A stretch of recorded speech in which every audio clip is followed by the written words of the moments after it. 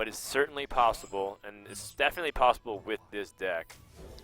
It's going to be a little bit tricky, but let's see what happens. The Paladin's one of the most adept classes at out-tempoing Druid. I don't know, though. Savjz has a pretty nice hand. He does. At least in terms of the early game cards you want. Yeah, he could ramp up, deal with tough threats early on. Has Innervate to bring on a big creature early, which can sometimes be problematic for Paladin. But right away, I think Equality is actually a really big card for LonelyLink to have early on. Well, Wild Growth is pretty much exactly what he wanted. And from here, it's just like a cross your fingers to play whatever's off the top. His hand is looking very situational otherwise. Yeah. No, that's very true, because if he draws dead cards for a few turns more, and LonelyLink continues to play threats on the board, it can get a little bit out of control quickly. Ah, well, I mean, he's got a pretty decent turn too. Yeah. Wrath for one. Hero power it. Okay. Yeah, I think it's okay still to spend his turn doing this. Even if he had that 4-mana minion, the Senjin Seal Master taunt up, it would get bullied pretty easily. This would still probably be the play. Right, because now he's actually up in a card because of Wild Growth is a loss of a card. Wild Growth is a pure tempo card, unless you want to go for the cycle at the very end, because you give up a card to gain mana. But now he's gotten it back. And he's starting to gain another advantage too through Azure Drake. Azure Drake does get denied very easy by Choose Over Champion, though. That's something you're always worried about on your mind. Yeah. And Shaded Naxxramas would get pretty denied by Consecrate, so it's just sort of pick your poison in that situation. Awkward spot for Paladin now. Does he really have to Consecrate to deal with this Drake? Reporting for duty. Do you cash in to avoid playing, like, getting swiped? It's tough. A lot of tough questions. Yeah. And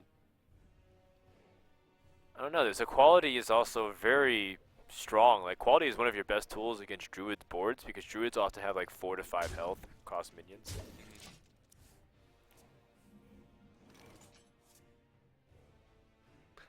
I'd say this is a pretty good hand. Because he's got... Yeah. It's very versatile. Yeah. He's got solid creatures to be able to deal with smaller threats. Sure. Without having to invest too much into Yeah, like something big that could get like Equality or... Yeah. It's definitely a time to start cleaning up the 1/1s for in Quartermaster, because not only do we see in the hand, but it's the threat of it, so... Yeah. It's very efficient to just clear out these 1/1s. Something cool to note is that Link has a Golden Paladin. That takes dedication. That shows to me that Link is a legit control player. Yeah, it's true. Priest, 'Cause, bringing Priest. Yeah, he's like a player that loves playing these control-ish decks. Because Paladin hasn't been popular post GVG long enough, unless you play like Unless you played all day. unless you played aggro Paladin. Yeah, that's true. But even then, it's like that still probably took a long time because the win percentage on the deck's not that high. You look at the majority of Paladin players that have golden Paladin portraits. Yep. All 10 of them. Yeah, Chanman's one of them, by the way. Zilia. But he only has it on one of his 40 accounts. Too soon. Too soon. Oh, man. I'm on fire, TJ. Yes, you are. Yes, you are.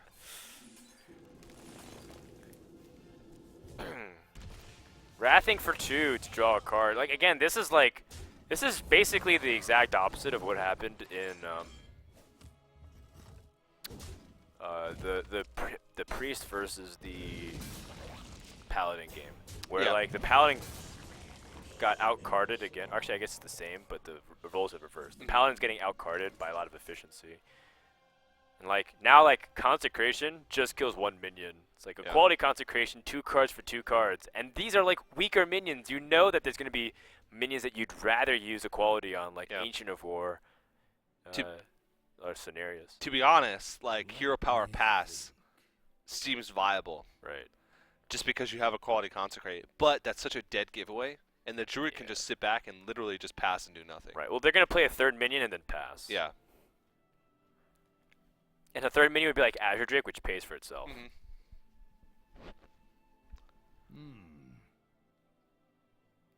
And it might just be a hero power pass, though. But it looks like he's just going to get it out of the way quickly. Yeah, it's just too risky.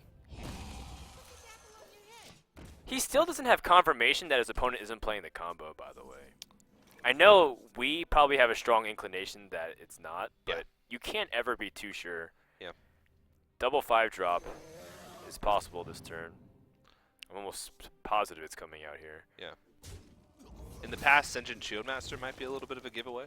Right. But now, I think it's a little more popular of a card because of Paladin Shredder. I like it. I like this. He's so convinced his opponent doesn't have True Silver Champion because he should have played it a few turns ago that he's just going to say, you have to top deck it now. LonelyLink is in a lot of trouble. Harrison Jones has to come here. Or Quartermaster just feels like it could get swiped and pushed. I guess Harrison Jones is the same thing too, but at least it contests the 4-4. Yeah. Quartermaster doesn't even challenge anything. Yeah, you have to play it here. That belongs in a museum. Harrison Jones is one of the most ineffective cards in recent times. It's like there's been a few games where it's won, but so many people are playing classes now that don't have weapons, where Harrison is just not really doing much at all. Yeah, I think a lot of players are taking it out with the popularity of Warrior decreasing and the popularity of classes like Mage and Druid. Yeah, Mage and Druid increasing. really rising to the top. Harrison's like half as effective now. Warlocks are still popular, but there's Like people are taking out Jiraxis sometimes too. Yeah, and I mean, Zalay won last week with his combo lock, or right, and that didn't have a weapon at all. Yeah. So like and not to mention they might play Zoo. So there's like a solid amount of classes where it's just like very difficult to lock down a Harrison Jones target. Tyrion coming down on turn 8 is the best and most efficient way to address this, but there is a Keeper of the Grove waiting to silence and prevent that Tyrion weapon from ever coming into play. The Ashbringer is actually really, really good against Druid. Yeah. But there's just not really anything you can do here. he's finding the most efficient way to deal with the body once it's dead. Right. Swipe hero power is okay, but he take 5 damage to the face. I mean, he can make like a creative play and go super aggressive and like swipe face and throw in the Azure Drake. What I like about Swipe against Paladin, though, is the muster for battle. But so I like keeping it. But you're right in the sense that it does make a really clean kill. Yeah. This is sort of just really similar, except you're using the body instead of the swipe. Yeah, I like keeping the swipe. Yeah. I like that he's also trading. It fits a lot of comfort zones because you're now playing still around mind control tech. Double Quartermaster. Icky. What's icky? Double Quartermaster in a hand with no dudes on with- board, without board control, without muster for battle. Yeah, pretty.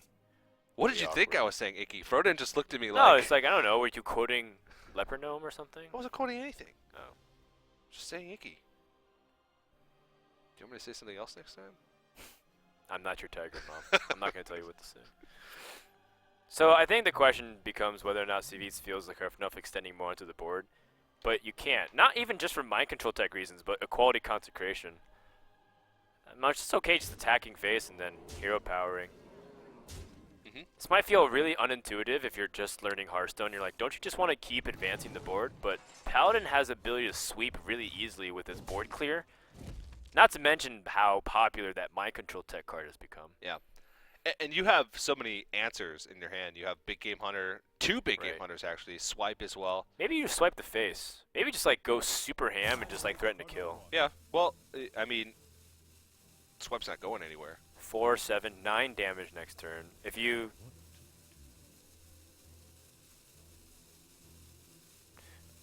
Nine damage. Yeah, you still have enough damage next turn to kill. Alright, he's just going ham. Sometimes ham is the way to go. Maybe not in this case, though. Well, Quality Consecration gives him a pretty meager board. He has like a shield to mini bot follow up or a pilot shredder. I think pilot shredder is a little bit more versatile. At the same time, you have double quartermaster in your hand. I think you want to try and start having hero Good masters stick on point. the Good board. point. I agree with that. I definitely agree with that. I mean, most likely they're going to get hero powered on most turns, but you have to try and get you have to, two of them. You have to try and get value out of them somehow. Now that I see 2 big game hunters in the deck, I am pretty convinced that Savjz is going to pick Druid from this point on. Savage Roar. Oh, yeah. So he does play combo. Yeah. See? Sometimes they just play Senjin, they play Ancient of Wars, and they're like, by the way, I have 2 combos. We haven't actually seen. Have we seen Ancient of War? No, we haven't. I'm just saying sometimes they do. Like, don't be misled to think Wild Growth, Senjin Shield Master, Druid the Claw Taunt, and then it's like an Ancient of Lore, and it's like, or Ancient of War. It's like, well, he probably can't have combo, right? Yeah, it's hard. He just combos you. It's hard to tell, and I think putting in a combo in a deck that would not necessarily otherwise be running combo can win you some games. So this is lethal damage with the Savage Roar. That's why I put 1 big game hunter out. The only way can LonelyLink prevent dying here if he uses the Elder Peacekeeper. That's 4 plus 6. That's plus the hero power. That's 7 damage. It's on top of the 4. So no, there's no way for him to survive here. Yeah, I think LonelyLink's dead. Savjz has managed to hold on. Yeah. So Savjz will win this game. Yeah. And I'm pretty sure he's just going to pick it again. Because if it goes against the Paladin, I think he's fine. Because Drew is just really strong at the moment against Paladin. It's like one of the weaker matches, but I think it's great. Against everything else, too. The Handlock, he has double big game hunter. And against Priest. Well, actually, I really hate Druid versus Priest now. If I have to be. I think the heads-up play in this situation might be to just put as much power on the board as you can. Yeah. Because there's nothing you can play around. Ancient of War. All right, Ancient of War. I think this is a very tricky and very cool deck. Like, the first time I saw it, I was like, wait, how do you fit in the combo? And it's like, well, actually, you just still make lean cuts. You probably top it. What? Why you smile at me? Lean cuts. Yeah. Okay. Yeah, some like good old beef jerky. Make some lean cuts. Yeah, sure. Jack Links. Lean cuts for big gains. You just like scale back. You just, instead of the Yetis, you have the Senjin Shield Masters, and instead of like a normal 6-drop, like a Sylvanas or a Cairn or a Pilot Sky Golem, you just run like an Ancient of War, and then you're still resilient against the aggro. You still have the power of the combo, and you still actually don't even lose draw consistency because you have Azure Drake. Because people put in Sludge Belcher for a while, which was not really as fitting as Azure Drake, I think, for some of the draws. Well, if you do that, you have so many 5-drops. You have Azure Drake, Sludge Belchers, plus Druid of the Claw. You take out Spectrum Knight and you put in like something else. Yeah. Spectrum or Sludge Belcher, who knows? Overall, it still works very strongly. And Savjz is now climbing back, but he's still got some ways to go. The question is, what will LonelyLink choose here? Is he going to go with Priest, like a Death Hour Priest, which is great against Druid? He's going to go Handlock because he feels like it's good, but then he's going to get surprised by double big game hunter.